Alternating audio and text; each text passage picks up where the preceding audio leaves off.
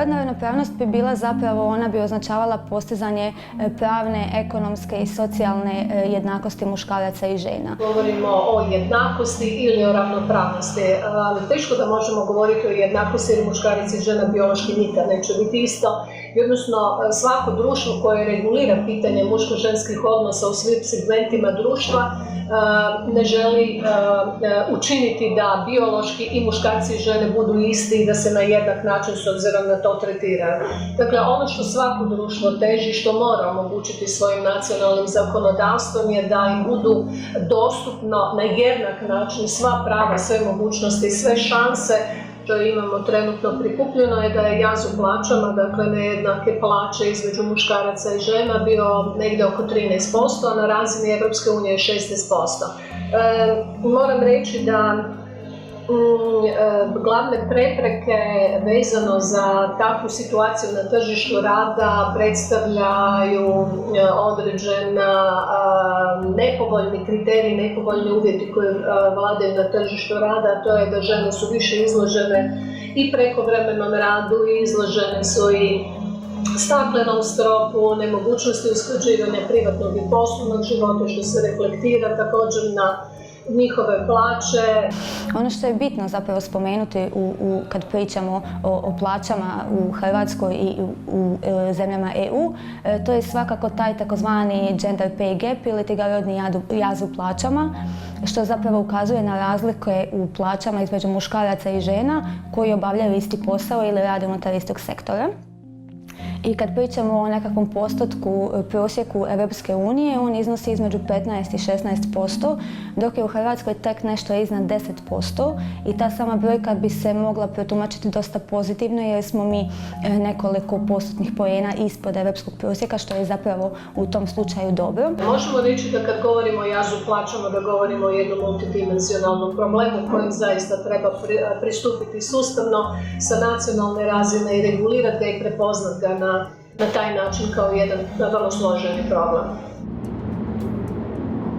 Podjela na muške i ženske poslove je nekakva tradicionalna podjela koja još zaživljava u Hrvatskoj.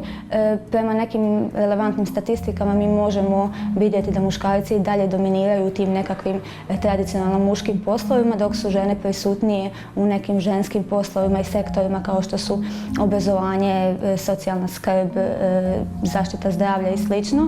Najčešće se radi zapravo da su ti sektori u kojima su žene prisutnije upravo oni koji su manje plaćeni. Naime, ono o čemu se možda nedovoljno priča, a to je zapravo problem s kojima se žene susreću kada uopće žele stupiti na tržište plaćene radne snage, a konkretno radi se o nedostatku mjesta u dječjim vrtićima i domovima za starije i nemoćne, jer žene su najčešće te na koje spada skrb o starijim i članovima obitelji i djeci, odnosno o zavisnim članovima obitelji.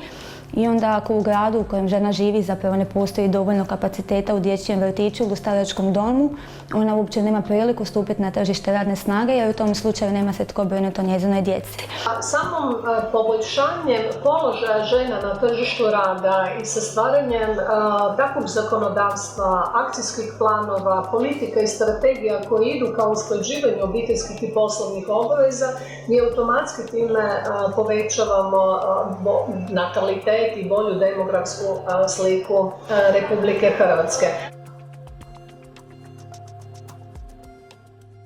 Ono po čemu je Hrvatska nažalost prepoznatljiva u odnosu na 27 država članica Europske unije, da mi po korištenju očeva u smislu korištenja očevog, dakle i rodiljnog ili roditeljskog dopusta, koriste najmanji postotak. Mi smo na dnu ljestvice Europske unije.